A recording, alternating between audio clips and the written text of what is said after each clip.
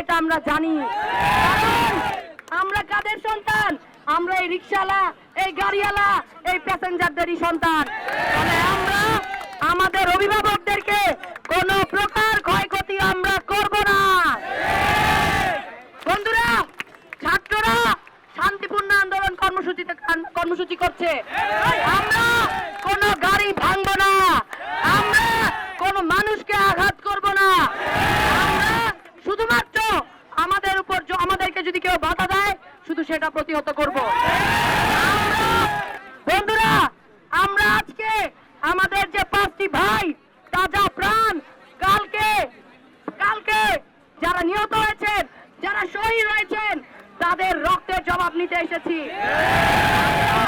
তার সাথে আর কি নিতে হয়েছে? আমাদের কোটা সংস্কারের স্থায়ী সমাধান। বন্ধুরা, আমরা কি জয়ী না হয়ে ঘরে ফিরবো?